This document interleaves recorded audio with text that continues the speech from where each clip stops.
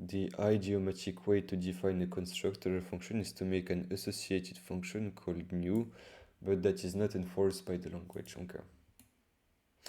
Yes, this is a weak context for me. Like when I'm talking about a constructor, it's a way to create the struct type, and for me, when you use the this syntax, 0.12, okay, you get used to it.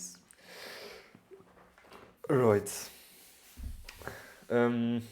So we finished the chapter 5. That's what I wanted to do. We did it in quite a long period of time. So yeah, I was planning to do the daily lead code problem, but yeah, I don't think I will be able to do it in Rust fastly. So I think what I will do is to solve probably an easier problem in Rust. So through this one, because it's tagged as an easy one. And then I will solve this one in Python, and tomorrow we will solve this one in Rust. So let's start by solving this one in Rust, and then we will solve the other one with Python. In a town, there are n people labeled from 1 to n. There is a rumor that one of these people is secretly the town judge. If the town judge exists, then the town judge trusts nobody. Everybody except for the town judge trusts. The town judge, there is exactly one person that satisfies properties 1 and 2. There you are given an array trust where trust I, AIBI representing that the person labeled AI trusts the person labeled B1. If a trust relationship does not exist in trust array, then such a trust relationship does not exist. Return the label of the town judge if the town judge exists and can be identified, or return -1 otherwise. So I think the easiest way, or like my approach would be to we firstly create an array of length n, that an array of booleans of length n, and then we iterate through our vector trust, iterate through the vector trust.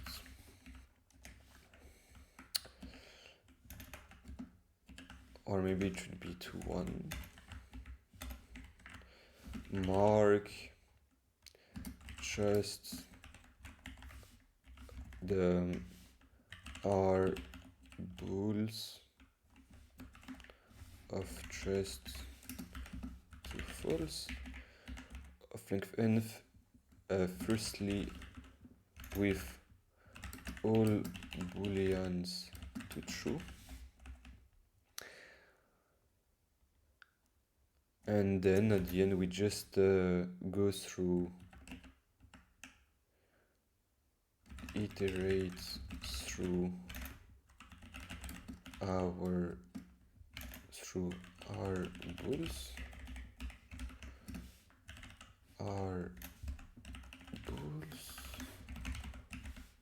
of length n with all booleans set to true. Iterate through our bools. If we see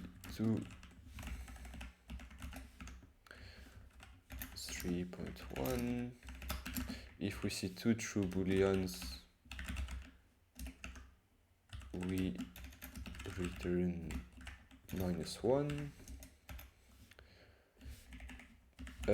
Wait, if we see 0 or more than or more than equal to 2 booleans.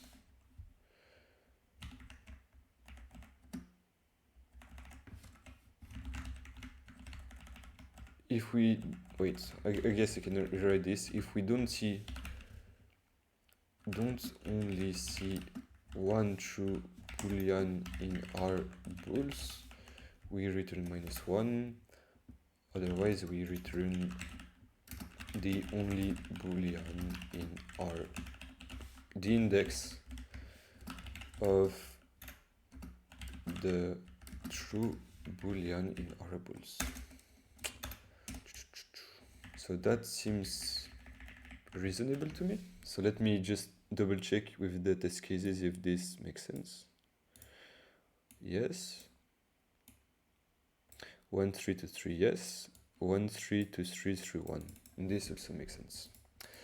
So let me try to remember, without checking the documentation, how we create a Boolean array. Let's bool is equal to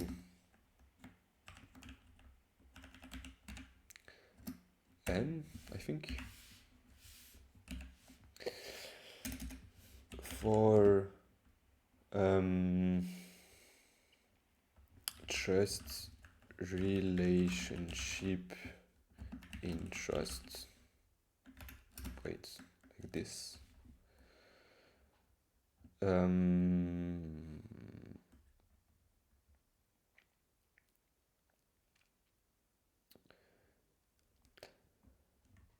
Wait, bool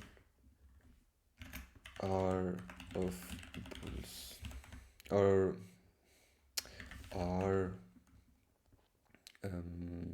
how should I call this variable? Possible judges. No. Are people judges? Judges. Judges table. Yeah, actually, I don't know. If someone has a good name, good variable name for this variable, just write it, please. Judges table.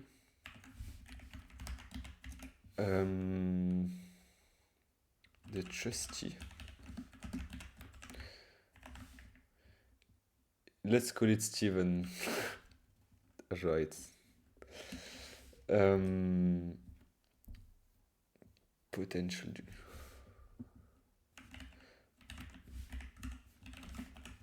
Let potential judge.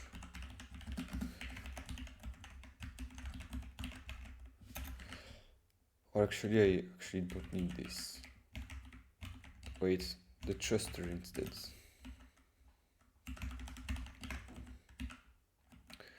The truster is equal to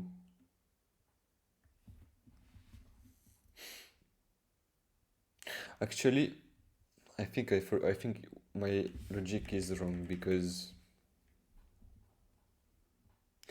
I'm not checking for this part. Everybody except for the tone judges trust the tone judge. I guess I can just check if the length of trust is different than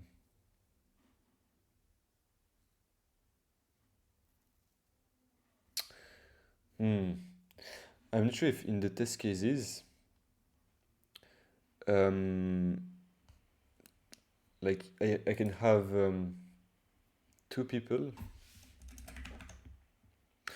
So if someone is trusting, so if let's say person 1 is trusting person 2, but the judge is person, like if I have and person 1 is also, like, if can this be possible?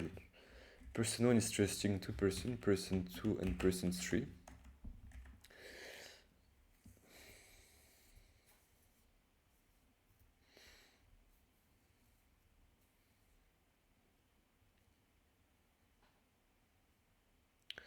The tone judge trusts nobody.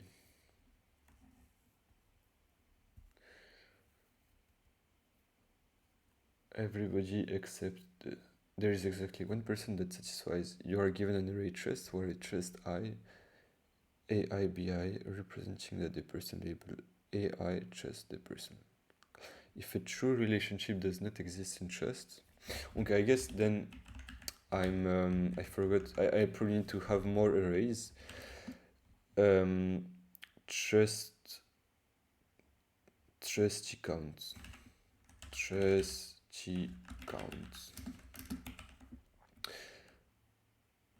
And actually this, I'm not sure if this is correct. I think it should be the contrary. It should be n boolean.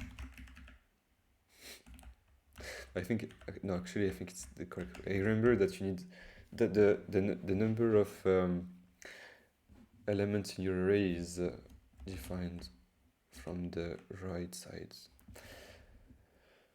This is going to be an int64. Why not first or determine the people that only trust one person that should only contain the judge and false positives? We could do this, it's just that they want to do everything in one loop. And I think we can do it in one loop. int64, sorry, not int64 but u64, and trust counts. The tone judge trusts nobody. Everybody except for the tone judge trusts the tone judge. I think that's it. Trusty counts. Truster is equal to false. And trusty counts of trusty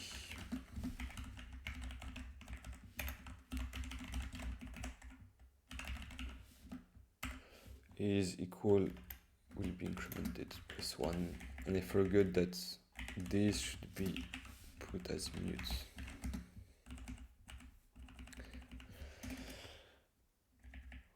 Okay, I said one loop, but it's more like two loops. One loop for just to create these two tables, and the other to return the answer.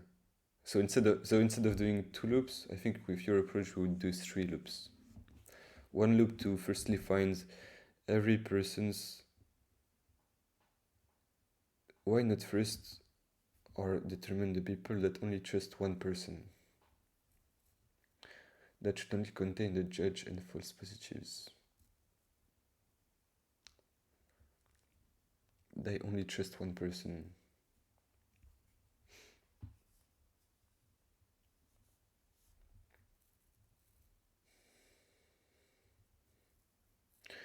Can there be a trust relationship where the trustee and trustee are the same?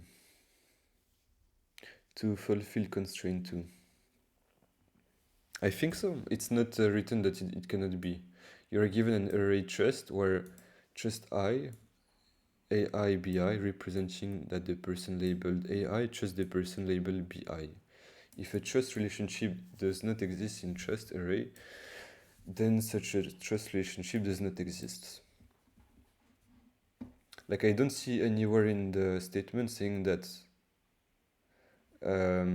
we cannot have person 1 is trusting person 2 and person 2 is trusting person 1. Although we would be able to eliminate this, but it's more about, let's say person 2 is trusting person 3, and then we have a cycle where person 3 is trusting person 1.